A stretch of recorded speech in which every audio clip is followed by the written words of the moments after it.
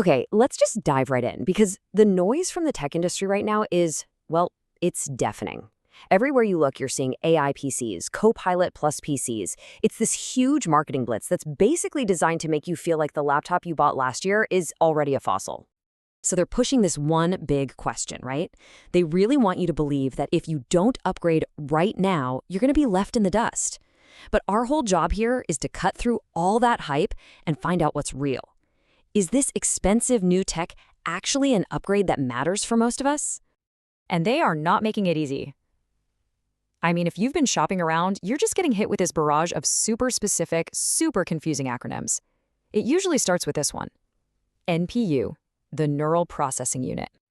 Then you've got the new chip names being thrown at you, like Qualcomm's Snapdragon X Elite. I mean, it sounds really powerful, but what does that actually mean for you when you're just trying to open a spreadsheet? And finally, this really fundamental shift: Windows on ARM. Honestly, it feels like an intentional fog of war just designed to overwhelm you. But hey, stick with me. We're about to make this all make sense. So here's the most crucial thing to understand. This isn't just a minor update. No, this is a massive architectural shift. For decades, pretty much every Windows PC you've ever used has run on something called x86. That's Intel and AMD. And now, for the first time, that dominance is being seriously challenged by a modern, way more efficient alternative: ARM. And this slide right here really gets to the heart of the trade-off. On one side, you've got x86. It's the legacy standard. It's superpower, guaranteed compatibility. Pretty much any Windows software ever written just works. The downside? It's power hungry. On the other side, you have ARM, which is the architecture that's in your smartphone.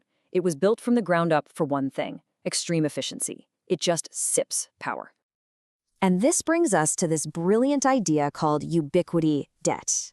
See, because x86 has been the standard for so long, every new chip has to carry all this baggage of supporting old, inefficient code. It's kind of like designing a brand new Formula One engine, but then forcing it to run on leaded gasoline from the 1950s. All that baggage means less efficiency, more power use, and a whole lot more heat. So this leads us directly to the single biggest problem. The moment you decide to drop all that x86 baggage to get ARM's amazing efficiency, you create a huge crack in the very foundation of Windows. You introduce the number one risk for any user: the chance that your most important software just stops working. So how does this actually happen? Well, your old software speaks the x86 language, but the new ARM chip speaks a totally different one. So to bridge that gap, Windows has to use something called an emulator, which is basically a real-time translator. But, just like trying to translate a technical manual on the fly, it's never perfect. It uses up resources, and it always adds a delay. It just makes those programs feel sluggish. But, it's not just about things being slow. Sometimes apps just fail completely. The first way is what's called a binary translation failure. This is where really specialized software uses advanced code that the poor little emulator just doesn't understand. The second way, and this might be even worse, is a kernel or driver failure. This happens when software like your antivirus or old printer drivers or even game anti-cheat tries to talk directly to the hardware. The new ARM architecture has no idea what it's saying, and poof, the app crashes, or it just won't launch at all. And this quote just brilliantly illustrates why this is so much harder for Microsoft than it was for Apple. You see, Apple controls its whole ecosystem. It's a walled garden. They could just force developers to update their apps.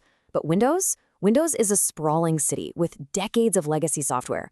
Microsoft can't just force a company that went out of business 10 years ago to update its printer driver. That ubiquity debt makes this whole transition incredibly messy. Okay, so that's the risk, we get it. Now let's talk about the reward. Are the features they're promising, and we're talking incredible battery life and all these new AI tricks, are they actually worth that huge compatibility gamble?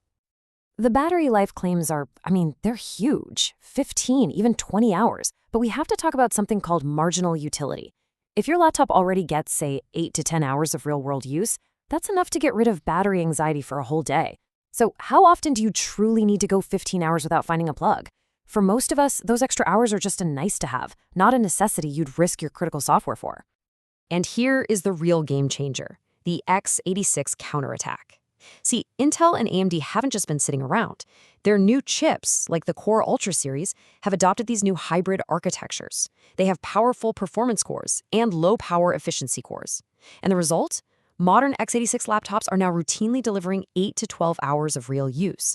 They've pretty much closed the battery gap, which basically neutralizes ARM's main advantage for the mass market. So if battery life isn't the killer feature anymore, it must be the AI. Let's start with the big one, recall. It's pitched as a photographic memory for your PC. It's constantly taking snapshots of your screen so you can search your past activity. The technology itself is really impressive, but the privacy trade-off is massive. It creates a complete, searchable history of your entire digital life. Every message, every bank statement, all stored right there on your computer. Next up, you've got live captions. This offers real-time translation of any audio playing on your device. Now, look, for a very specific user, maybe an academic researcher or someone on a global business team, this is an absolute killer app. But let's be honest, for the average person, how often is this a daily necessity? It's a spectacular feature you pay a big premium for that might just sit there, unused, 99% of the time. And then there's Co-Creator in Paint, where you can sketch a little doodle, type a prompt, and have the NPU generate this high-resolution piece of art. It is an incredible demonstration of local AI power. But are people really using Microsoft Paint for professional AI art generation? It's a powerful novelty for sure, but it's kind of like paying for a high-end graphics studio when all you really needed was a word processor. All right, we have dissected the tech, the risks, and the rewards. It is time for the verdict. Let's cut through all that noise and figure out who should actually be buying one of these new AI PCs right now. The market for these machines today is incredibly specific. First, you've got the road warrior, the person on a 15-hour flight or a field engineer who absolutely needs that extreme battery life, and they can verify that their niche software actually works. Second, the early adopter, the developer or enthusiast who genuinely enjoys troubleshooting and just wants to be on the frontier. And third, the AI creative pro, who can actually use that NPU to generate images locally, saving a ton of money on cloud subscriptions. So what does that mean? It means for almost everyone else, the recommendation is crystal clear. Just stick with a traditional x86 laptop. The sensible choice gives you 3 huge benefits: zero compatibility anxiety, significant cost savings by avoiding that AI premium, and now, thanks to that x86 counterattack, more than enough battery life for your actual practical needs.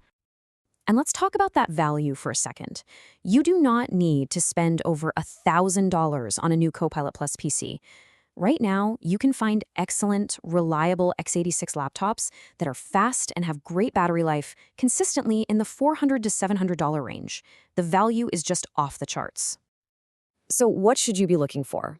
Well, for the processor, a recent Intel Core i5 or an AMD Ryzen 5 is more than enough power. For memory, 8 gigabytes of RAM is the bare minimum, but you should really spring for 16 if you're a heavy multitasker. And this is crucial. Make sure it has a solid-state drive, or SSD, for storage. That combination right there is the sweet spot for a fast, reliable machine that will last you for years. So we'll leave you with this final thought. As the tech industry keeps pushing features like recall, which create this constant, searchable index of our private lives, it brings up a really profound question. Are we getting to a point where maybe the best feature is actually the ability to turn things off? As consumers, do we ultimately value our digital silence and our privacy more than the ability to instantly find a spreadsheet from 2 weeks ago? Something to think about.